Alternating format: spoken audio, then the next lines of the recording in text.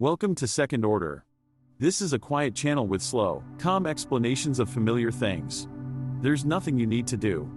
You can simply listen, or let the narration fade gently into the background while you rest. Tonight we'll spend some time thinking about another ordinary object that most people use many times every day. The chair. Chairs appear almost everywhere people spend time.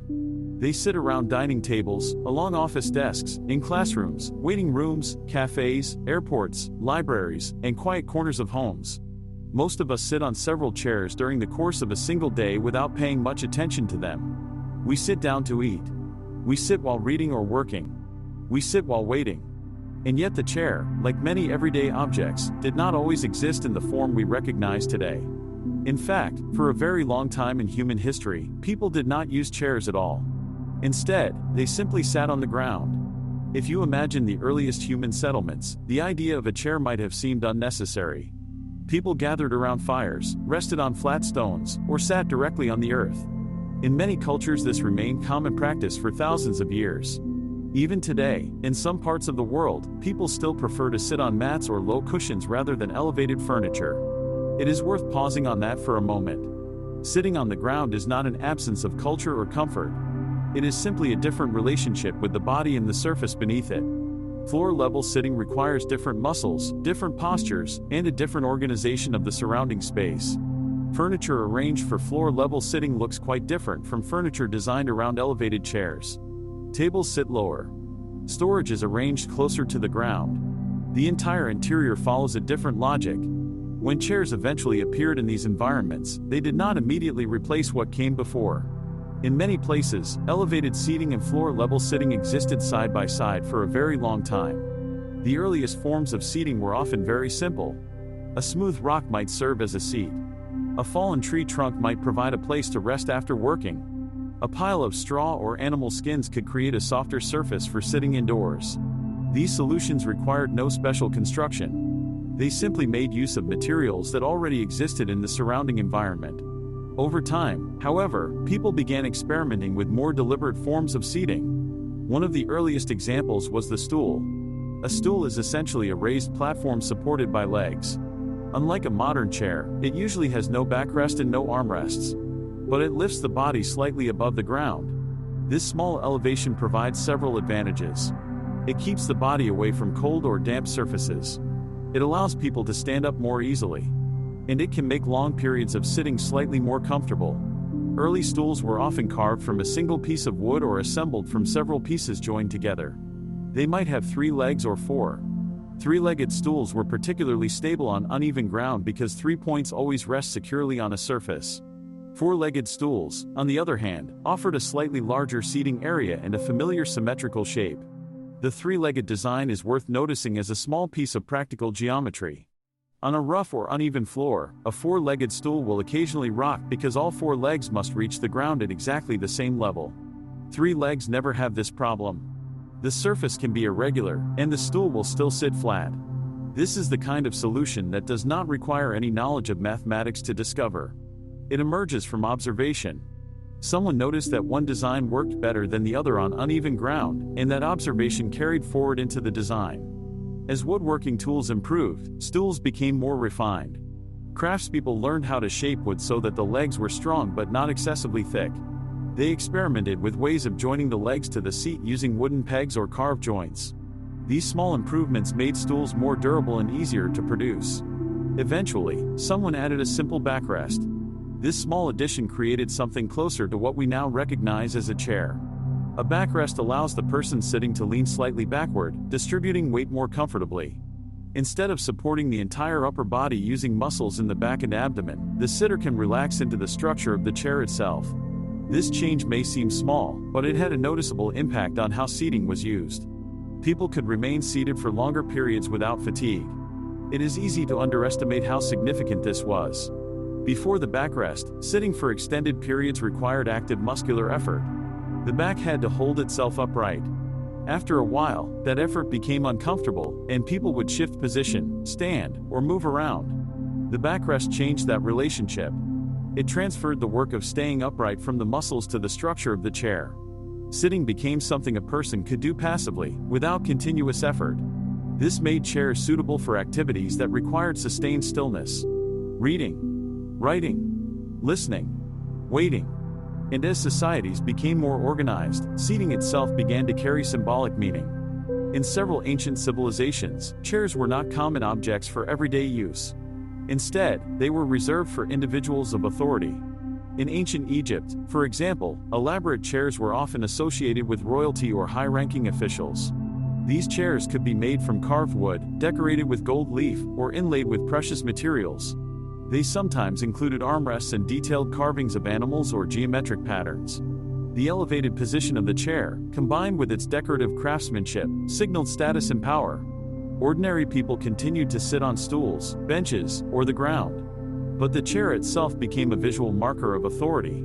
There is something interesting in this early association between chairs and power. The chair did not become a symbol of status because someone decided it should be. It became one because of practical scarcity. Chairs required more materials and more skilled labor than stools. Only those with sufficient resources could commission or acquire them. When an object is rare, those who possess it are distinguished from those who do not. The chair communicated wealth and importance not through any deliberate symbolism, but simply through the fact of its existence. This kind of accidental symbolism appears often in the history of everyday objects. The association between an object and a social meaning is rarely designed from the beginning. It emerges from the material conditions that surrounded the object when it first appeared. A similar pattern appeared in other parts of the world. In ancient Rome, certain types of chairs were reserved for magistrates and government officials. The famous curule chair, for instance, was a folding chair used by Roman leaders as a symbol of political authority. Its curved legs crossed beneath the seat, forming an X-shaped support. Although the design was practical and portable, its true significance lay in what it represented. It marked the person seated upon it as someone holding official power. What is striking about the curule chair is that its practical and symbolic qualities were completely intertwined. It was portable because Roman officials needed to move through the territories they governed. But portability also meant that authority could be made visible anywhere the official traveled. The chair itself was a kind of announcement. Over time, however, chairs gradually became more common in everyday life. As woodworking techniques spread and furniture making became more organized, chairs began appearing in more households. Medieval homes, for example, often included long benches where several people could sit together. Benches were practical because they required less material than individual chairs. They could accommodate many people at once, especially during meals. But individual chairs still existed, particularly for the head of the household or honored guests. These chairs often featured high backs and sturdy construction. Their design reflected both comfort and importance. The person seated in such a chair could easily be distinguished from others sitting nearby. In large halls and communal spaces, seating arrangements sometimes reinforced social structure. The most prominent individual sat in the most elaborate chair. Others sat on stools or benches arranged around the room. This arrangement made social hierarchy visible without requiring any words. The furniture said everything. Where you sat, and on what, communicated your place in the order of things as clearly as any title or form of address. As this arrangement became familiar, it embedded itself in the language. We still speak of someone being chairperson of a meeting, or of a professor holding a chair at a university. These words carry the faint memory of a time when the actual physical chair occupied by a person told you something important about who they were. Over time, the structure of chairs continued to evolve. Craftspeople experimented with different types of wood joints. They discovered that angled legs could provide stability while reducing the amount of material needed. They refined the shape of the seat itself, sometimes carving shallow curves that matched the natural contours of the human body. These small adjustments improved comfort without changing the overall form of the chair. Another development was the addition of armrests. Armrests allow the arms to relax while sitting, reducing strain on the shoulders. In early chairs, armrests were often thick wooden extensions connected to the sides of the seat. These armrests sometimes extended upward into decorative supports. In more elaborate chairs, the armrests might be carved with patterns or sculpted shapes. Even today, the presence or absence of armrests continues to influence how a chair is used. Dining chairs often have no armrests so they can slide easily under a table. Lounge chairs, on the other hand, frequently include wide armrests that encourage a more relaxed posture. While homes and public buildings experimented with chairs of different forms, another important environment influenced chair design as well. Workspaces. As specialized crafts and professions developed, people began spending longer periods sitting while performing specific tasks. A writer at a desk, for example, required a stable seat positioned at the correct height. A craftsman working at a table needed a chair that allowed freedom of movement while still providing support. These needs gradually shaped the design of chairs used for work. Seats became slightly higher or lower depending on the activity. Backrests became straighter or more supportive. Some chairs were designed to remain fixed in place, while others were lighter so they could be moved easily around a room. This relationship between chair and task is easy to overlook, but it reveals something about how chairs work as tools rather than just as furniture. A chair designed for a specific activity shapes the way that activity is carried out. The height of the seat determines how the arms reach a surface. The angle of the back influences how long someone can remain focused. The weight of the chair affects how freely the person can shift position.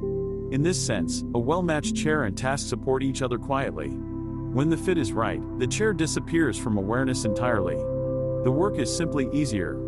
By the time cities began expanding rapidly during the early industrial period, chairs had become a familiar object in most homes and workplaces.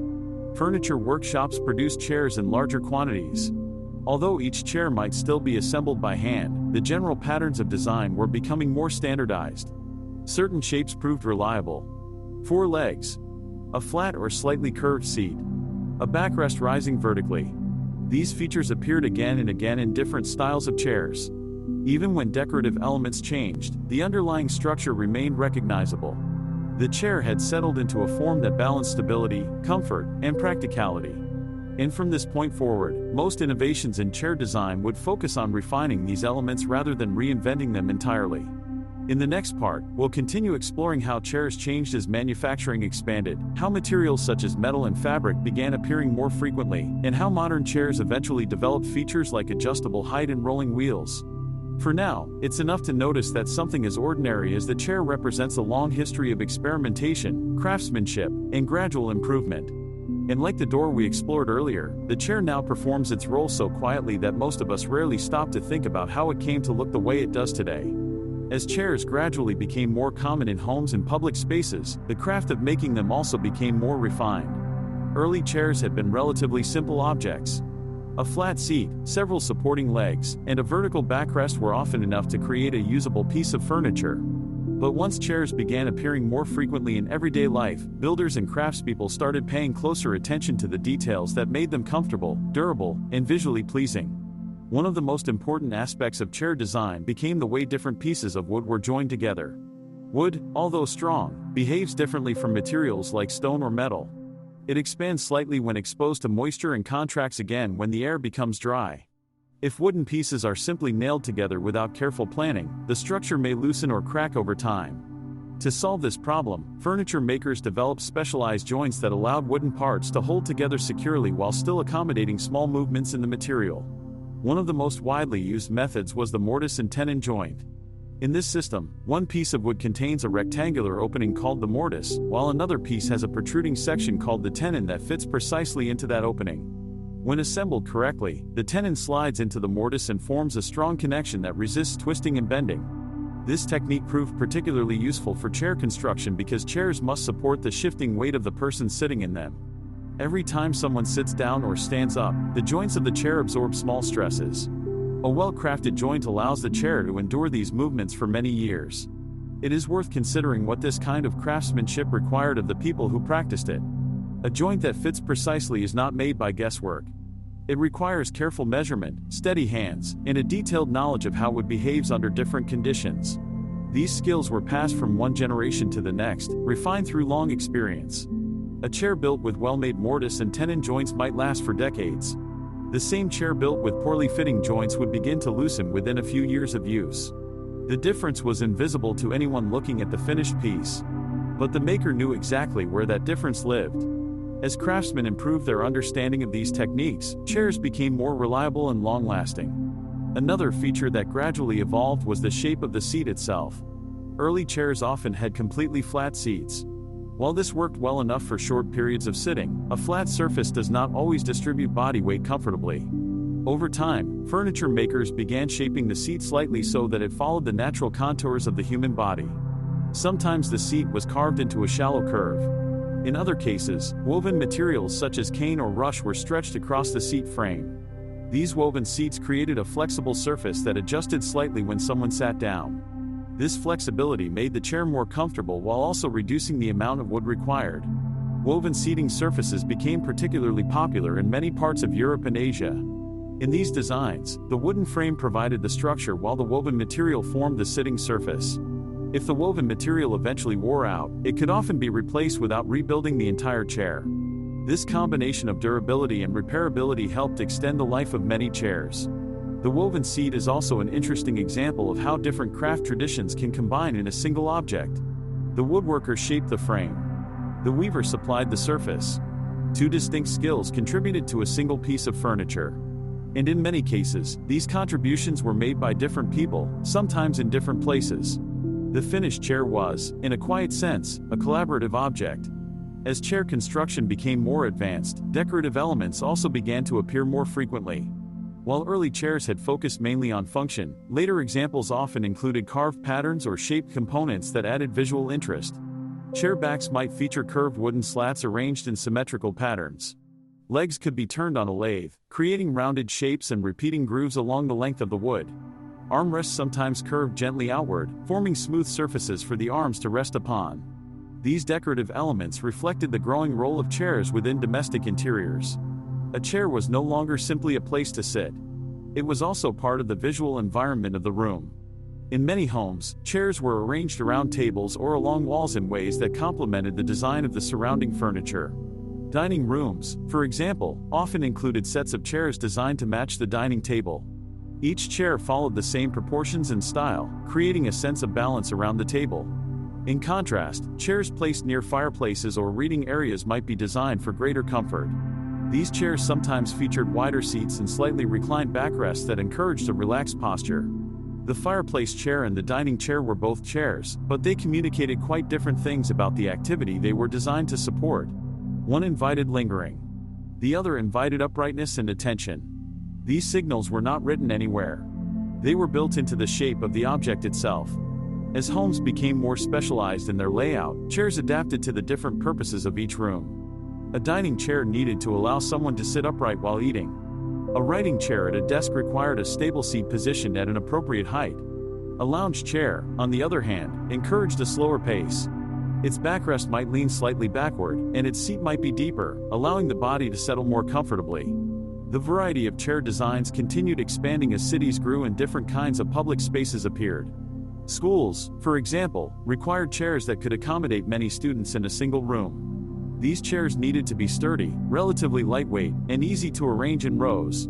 School chairs often had simple wooden frames with straight backs and flat seats. Their design emphasized durability rather than decoration. Libraries also required specific types of seating. Readers often spent long periods sitting quietly with books. Chairs in libraries therefore needed to support an upright but comfortable posture. Some libraries used wooden chairs with tall backs. Others introduced cushioned seats covered with fabric or leather.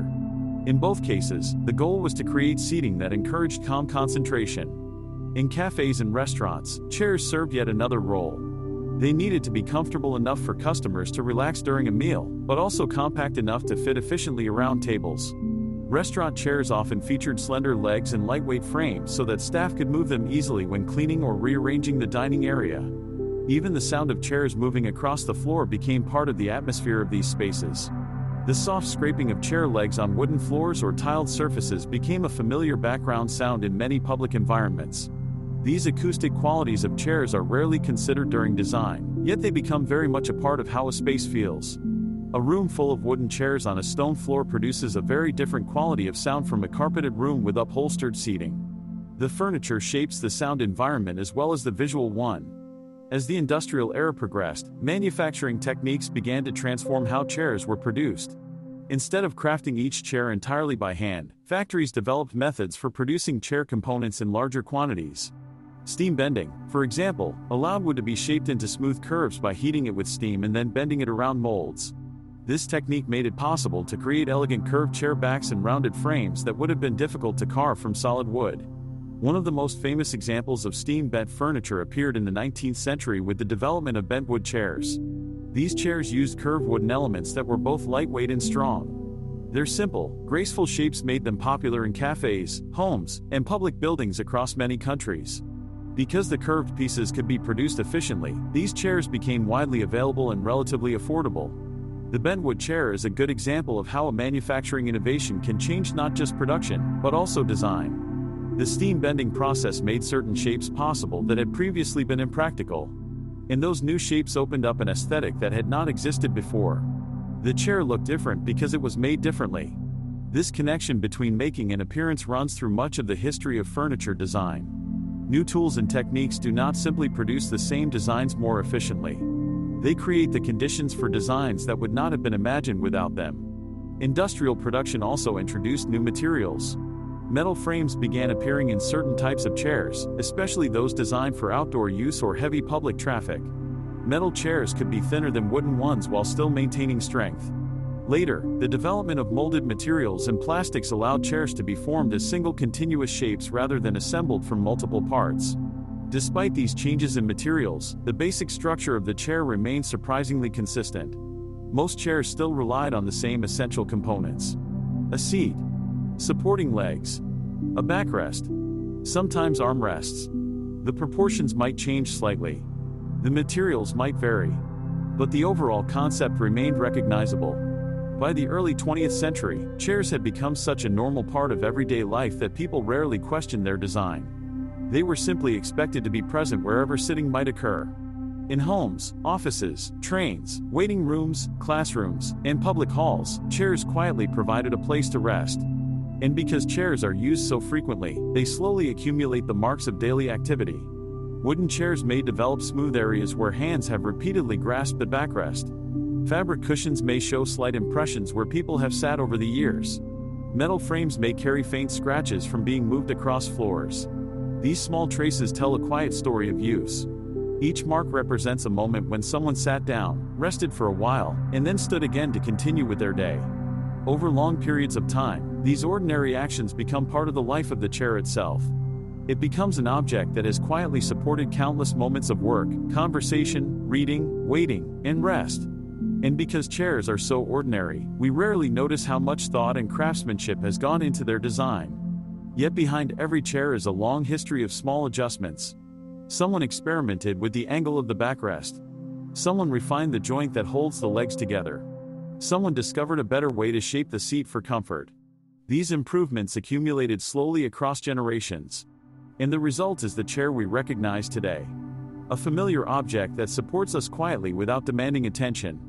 In the next part of this episode, we will continue exploring how chairs evolved even further as workplaces changed, how rolling office chairs appeared, and how modern designers began studying the human body to create seating that supports long hours of sitting. For now, it is enough to notice that something as ordinary as the chair carries within it centuries of careful observation and gradual refinement.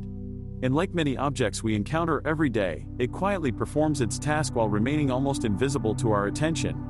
As the 20th century began, the role of chairs expanded even further as the way people worked and lived started to change. In earlier centuries, many forms of work involved standing, walking, or moving from place to place.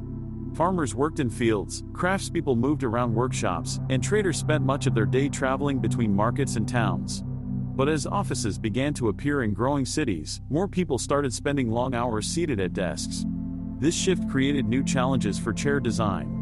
A chair used for short periods during meals or conversation was not always suitable for someone who might remain seated for several hours while reading documents, writing letters, or performing administrative work. Gradually, furniture makers began developing chairs specifically intended for office environments. These chairs often featured slightly higher backs to support the upper body during long periods of sitting. The seat height was carefully matched to the height of writing desks so that a person could sit comfortably while working. In some designs, the seat itself could rotate, allowing the person sitting to turn from one side of the desk to another without standing up. This rotating seat eventually became one of the defining features of the office chair. One of the most familiar developments in office seating was the introduction of wheels. Before wheeled chairs existed, someone seated at a desk had to stand up whenever they needed to reach an object placed slightly farther away. Adding small wheels beneath the chair allowed the entire seat to move smoothly across the floor. At first, these wheels were relatively simple. Small wooden or metal casters were attached to the bottom of each leg. As materials improved, these casters became more refined, allowing the chair to roll easily while still remaining stable when someone sat down. This simple addition dramatically changed how people interacted with their workspace. Instead of repeatedly standing and sitting, a person could glide quietly from one side of a desk to another. In modern offices, the rolling chair has become almost universal. Its smooth movement allows workers to shift their position frequently without interrupting their concentration. It is worth noting how much a single small change can alter the experience of a working day. A chair that rolls allows a different kind of movement than one that stays fixed. The person seated becomes slightly more mobile. They can reach things without standing. They can shift their position without relocating. Over the course of a long day, these small freedoms accumulate into something meaningful. Alongside the addition of wheels, chairs also began incorporating adjustable features. People vary widely in height, posture, and sitting preferences. A fixed chair height that works well for one person may feel uncomfortable for another. To address this, manufacturers developed mechanisms that allow the seat height to be adjusted. In many office chairs today, a small lever beneath the seat controls a gas cylinder. When the lever is pressed, the chair can move up or down to match the user's preferred height. This ability to adjust the chair helps people maintain a more comfortable posture while working. Backrests also evolved during this period. Earlier chairs often had rigid backs that remained at a fixed angle. But as people began spending more time seated, designers experimented with backrests that could tilt slightly. A reclining backrest allows the upper body to shift its position, relieving pressure on the lower back. Some chairs include flexible support that follows the movement of the spine as the sitter leans forward or backward. These adjustments reflect a growing awareness of ergonomics. Ergonomics is the study of how tools and furniture interact with the human body. Researchers began observing how people sit, how long they remain seated, and how certain postures affect comfort and health. Their findings influenced the design of modern chairs. Seat cushions became softer or more supportive depending on the intended use. Backrests were shaped to follow the natural curve of the spine. Armrests were positioned so that the shoulders could remain relaxed while typing or writing.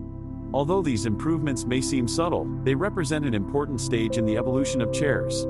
For centuries, chairs had been designed primarily from the perspective of the builder. Now designers began paying closer attention to the needs of the person sitting in the chair.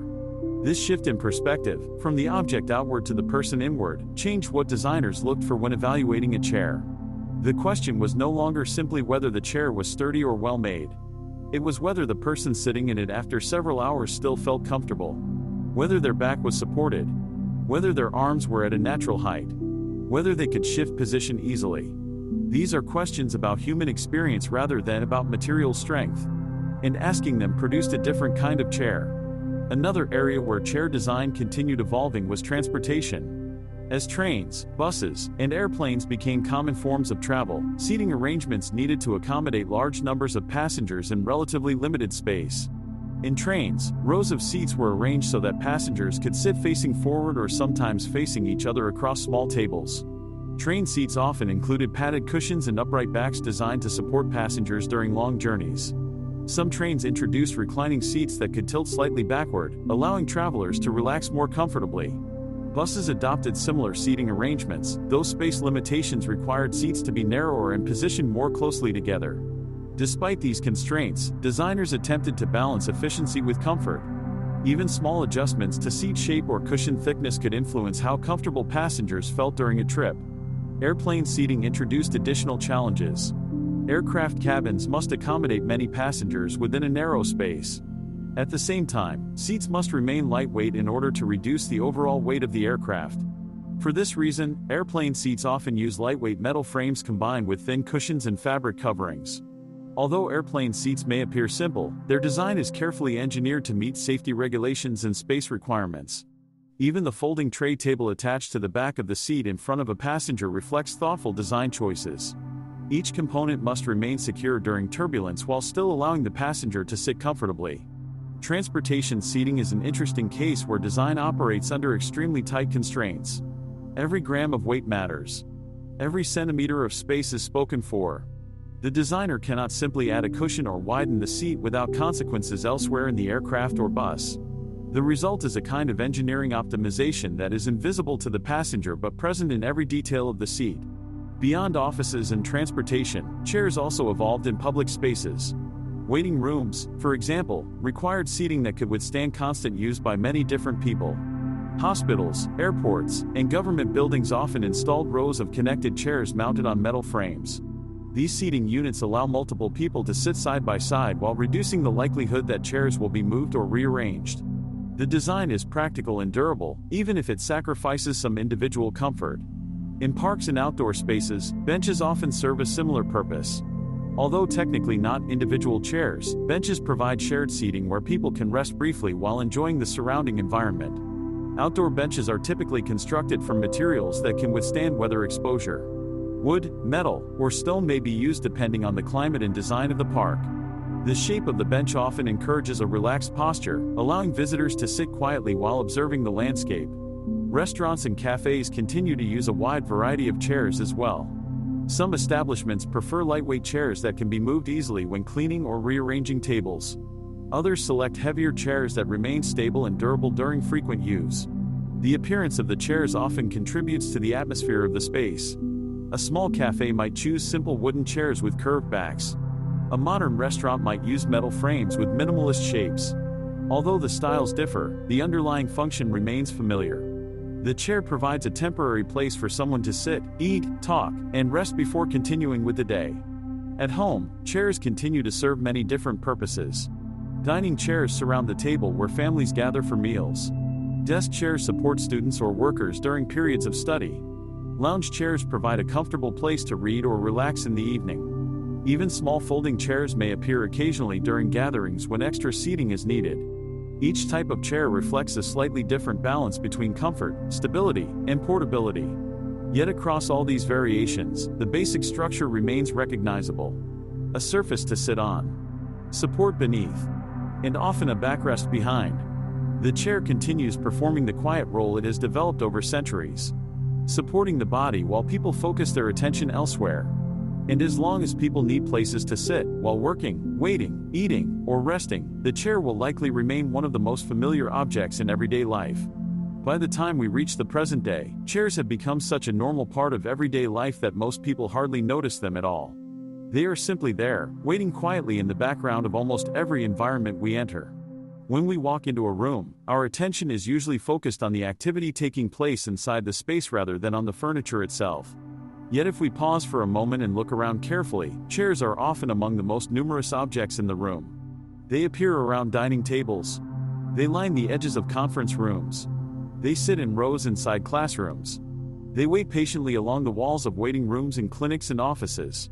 They fill cafes, restaurants, airport terminals, libraries, and train stations. Each of these chairs is designed for a slightly different situation. And each reflects a quiet balance between comfort, durability, and practicality. Consider, for example, the chairs found in many homes. In a living room, a chair might be designed primarily for relaxation. It may include a soft cushion, a slightly reclined backrest, and wide armrests that allow the arms to rest comfortably. These chairs often encourage people to sit for longer periods. Someone might sit in such a chair while reading a book, watching television, or simply resting at the end of the day. The chair quietly supports the body while the mind focuses on something else. In contrast, the chairs placed around a dining table often encourage a more upright posture. Dining chairs usually have firmer seats and straighter backs. This design helps people sit comfortably during meals while also making it easy to stand up again when the meal is finished. Because dining chairs are frequently moved in and out from the table, they are often designed to be relatively lightweight.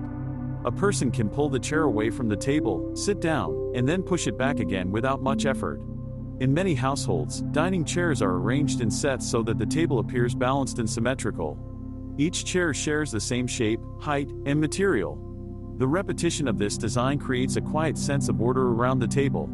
Elsewhere in the home, chairs appear in smaller numbers but still serve specific roles. A desk chair supports someone who may spend long periods reading, studying, or working at a computer. A chair placed near a window might provide a quiet place to sit while looking outside. Even a simple folding chair stored in a closet can become useful when extra guests arrive. When needed, the folding chair can be opened quickly and placed wherever additional seating is required. Once the gathering is over, it can be folded again and returned to storage. Beyond the home, chairs also shape the experience of public spaces. In a cafe, for example, chairs often play an important role in the overall atmosphere. Some cafes choose lightweight wooden chairs that can be moved easily as customers arrive and leave. Others select metal chairs with simple, durable frames that can withstand frequent use throughout the day. In either case, the chairs help create the environment in which people sit together, talk, drink coffee, or spend a few quiet moments alone. In parks and outdoor areas, seating often appears in the form of benches rather than individual chairs. A bench allows several people to sit side by side while looking out at a path, a garden, or a body of water. Although benches differ slightly from chairs, they share the same essential purpose. They provide a place for the body to rest. They allow people to pause briefly while moving through a space. Some park benches are made from wood, others from metal or stone. Each material responds differently to weather and time. A wooden bench may gradually develop a smooth surface as years of use polish the grain of the wood. A metal bench may remain cool in the shade and warm in the sunlight. Yet regardless of the material, the bench quietly invites people to sit and observe their surroundings. In larger public buildings such as airports or train stations, seating is often arranged in long rows. These rows may consist of connected chairs attached to a single frame. The design ensures that many people can sit comfortably without the chairs being moved around the room. Travelers waiting for their departure may sit quietly for long periods, sometimes watching people pass by, sometimes simply resting before continuing their journey. These chairs become temporary resting points in the flow of travel. People sit for a while, stand again, and move on. The chairs remain behind, ready for the next traveler who needs a place to sit. Even in places where seating is limited, the presence of a single chair can change how a space is used. A chair placed near a doorway might encourage someone to sit briefly while putting on shoes. A chair positioned beside a bed might hold a book or a piece of clothing during the evening. These small uses may seem insignificant, but they illustrate how chairs quietly integrate themselves into everyday routines. Another interesting aspect of chairs is how their design subtly influences posture and movement. A rigid chair with a straight back encourages a person to sit upright. A reclining chair encourages a more relaxed position. A stool without a backrest invites short periods of sitting rather than extended rest. Each design communicates a quiet suggestion about how the chair should be used. This influence often goes unnoticed. People simply adjust their posture in response to the shape of the chair beneath them.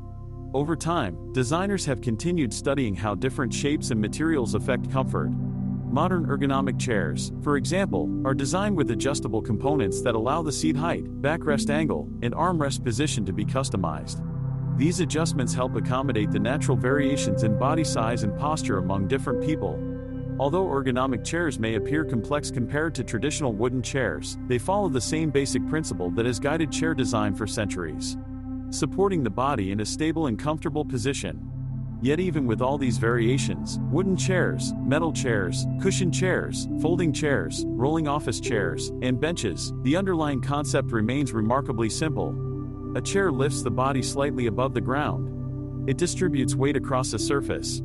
And it allows the muscles to relax while sitting. That basic idea has remained consistent across cultures, materials, and centuries of design. When we sit down in a chair today, we participate in a long history of experimentation that stretches back thousands of years. Craftspeople refined the joints. Designers adjusted the angles. Manufacturers developed new materials. Each improvement made the chair slightly more comfortable or more practical. Yet the chair itself never demanded recognition for these changes. It simply continued doing its quiet work, supporting the body, remaining steady beneath the person sitting, and waiting patiently for the next person who might need a place to rest. If you pause and think about it for a moment, the chair has accompanied many ordinary moments throughout human life. People sit in chairs while sharing meals with family. They sit in chairs while reading books or studying. They sit in chairs during conversations with friends. They sit in chairs while waiting in airports, train stations, or hospital corridors. In each of these moments, the chair quietly supports the body while attention moves elsewhere. The chair does not compete for attention. It simply performs its function and fades into the background. And perhaps that quiet reliability is one of the reasons chairs have remained such an enduring part of human environments. They do not require complicated technology. They do not demand constant maintenance. They simply exist as stable, dependable objects that allow the body to rest for a while. Then, when the moment has passed, the person stands up again and continues with the day. The chair remains behind, ready for the next person who arrives. Over time, these small interactions accumulate into a quiet story of everyday life. Each chair holds the memory of countless moments when someone paused briefly before moving on. And in that sense, the chair is more than just a piece of furniture. It is a quiet companion to many ordinary human activities.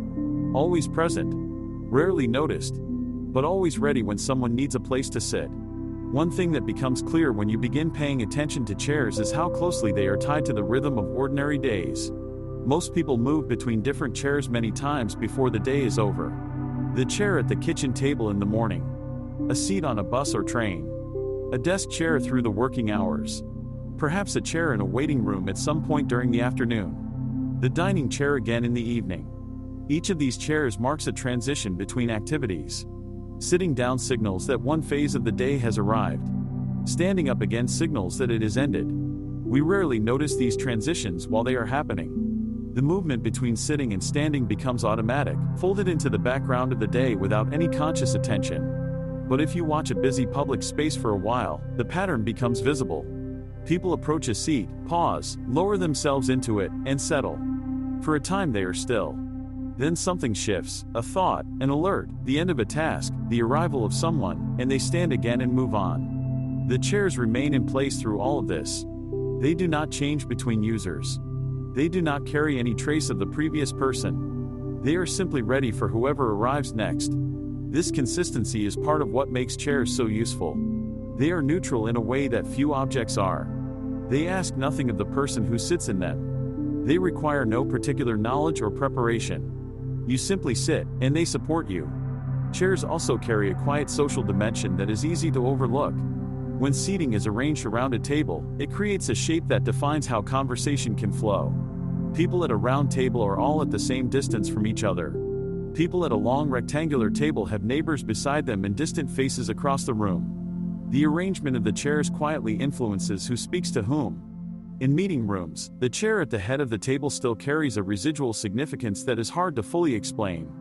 Even in organizations that consider themselves flat and informal, people are often reluctant to sit in that particular seat unless they are the one leading the meeting. The association between that position and authority runs surprisingly deep. In contrast, chairs arranged in a circle suggest equality. Everyone faces the center. No single position is elevated above the others. This is why circles of chairs appear in settings that are specifically designed to encourage open participation, community meetings, therapy groups, educational discussions. The arrangement of furniture shapes behavior in ways that people seldom discuss explicitly. But designers and architects who work with interior spaces are very aware of this.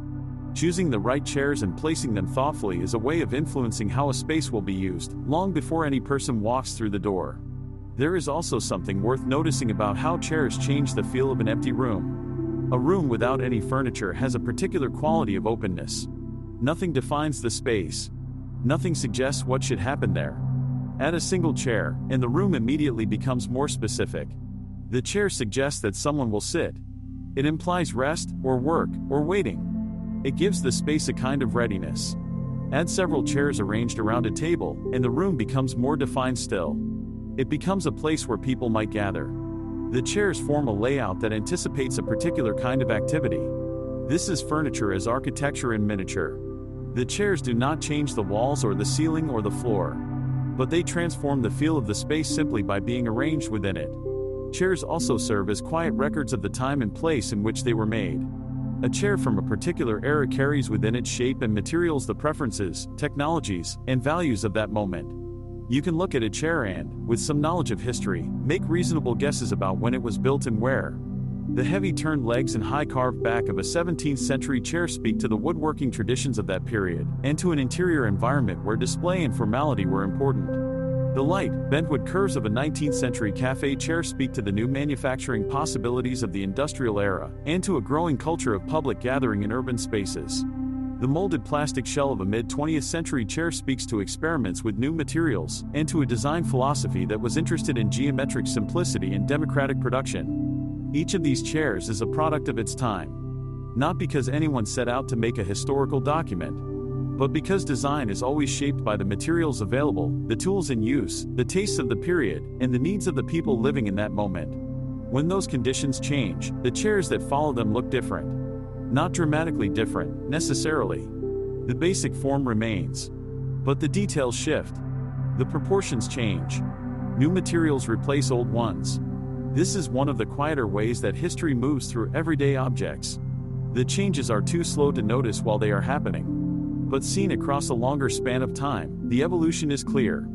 A person standing in a room full of chairs from different eras would be looking at several centuries of accumulated knowledge about how to support the human body while sitting. Each chair embodies the answers its makers had arrived at, given what they knew and what was available to them.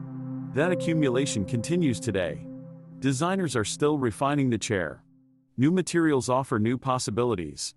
Research into posture and comfort continues to yield findings that influence the next generation of seating. And somewhere, perhaps in a workshop or a design studio, someone is making a small adjustment to a chair that will eventually seem obvious in hindsight. A slight change to the angle of the backrest. A new way of attaching the legs. A material that is lighter, or more durable, or more comfortable than what came before. These changes will not announce themselves. They will simply appear, quietly, in chairs that people sit in without thinking about them. And the long, gradual story of the chair will continue. And that, perhaps, is the most interesting thing about an object as familiar as the chair. It has been refined so thoroughly, across so many generations and so many different contexts, that it now fits the human body almost without effort. You do not need to learn to use one. You do not need to adjust to it. You simply sit, and it receives you. The long history behind that simple act is rarely visible. But it is there, accumulated quietly in the angle of the backrest and the height of the seat and the steadiness of the legs beneath you. That's all for now. This has been Second Order. Take the rest of the night slowly.